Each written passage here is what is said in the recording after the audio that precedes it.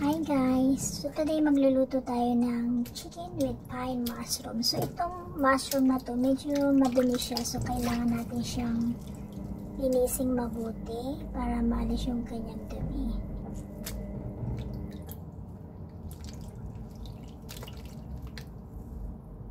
And after po natin siyang malinis, ibababad natin siya for 10 to 15 minutes. And then yung water niya gagamitin natin later.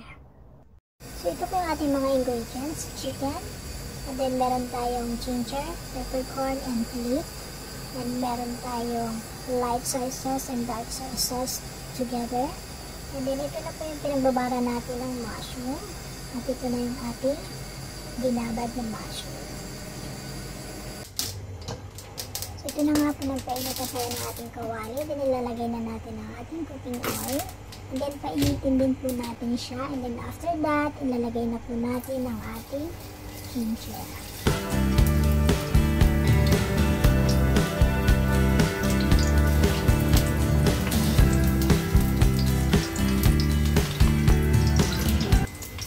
Pag medyo nag-dry na po yung ating ginger, ilalagay na po natin ating peppercorn.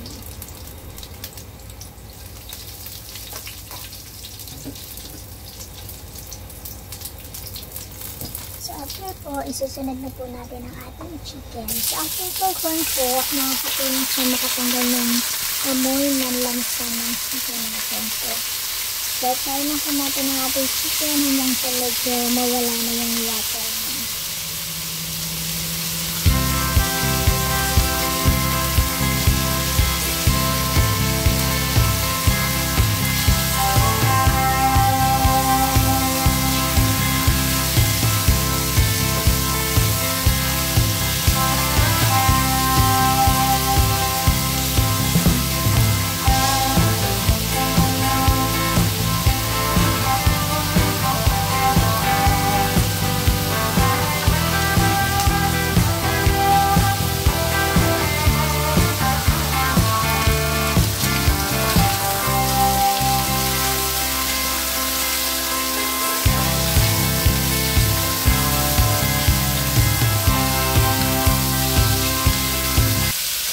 Pag nagigay na po yung ating chicken, ilalagay na po natin yung light soy sauce, dark soy sauce, at saka ang ating binabad na mushroom.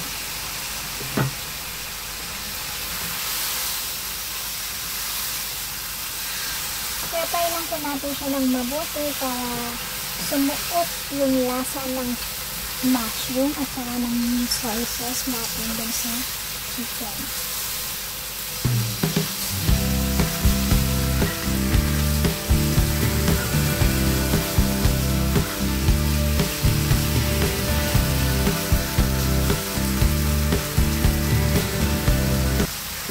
Then, ilagay na po natin yung water na pinagbabara natin ng mushroom kanina para mas malasa siya.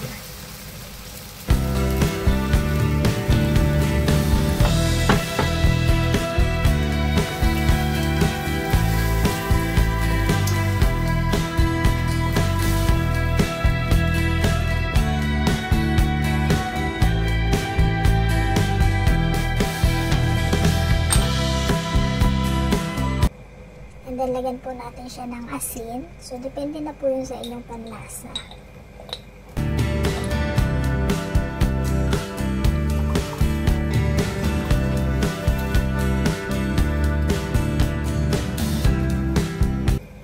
Pinaluin lang po natin siya ng mabuti at takpan natin siguro ng around 10 minutes. Hayaan lang po natin kumulo para mas manood pa yung lasa ng sabaw sa ating chicken.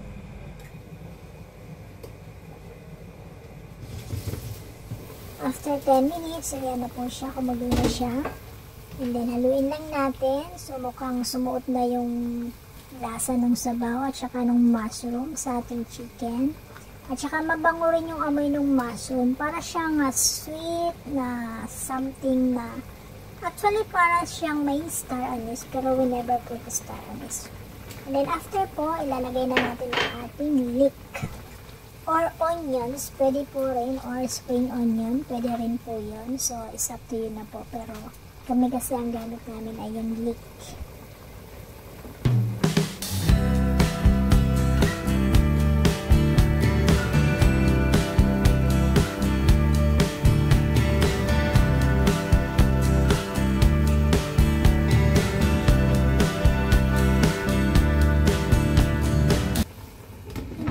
Tatakba po natin siya ng around 1 to 2 minutes. And after that, ready na po ito.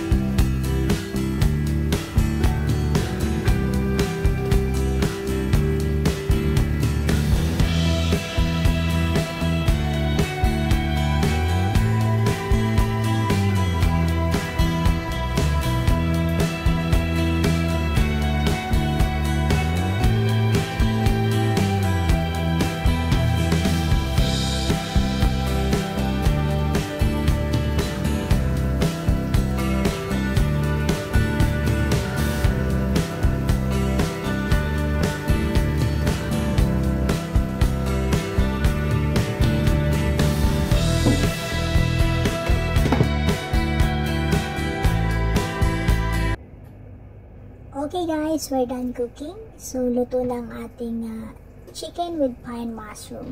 So, itatransfer ko siya dito sa clay pot para mas mapanatili niya yung init bago natin i-serve for dinner.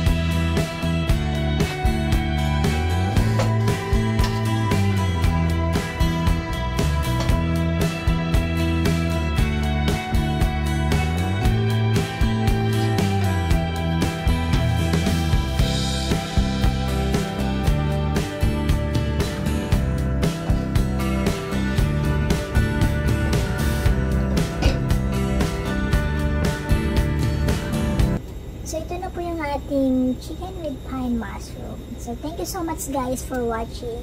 So, I hope na may natutunan kayong bagong recipe and enjoy cooking kahit po hindi kayo marunong. Just follow the recipe and enjoy. Thank you guys! Bye!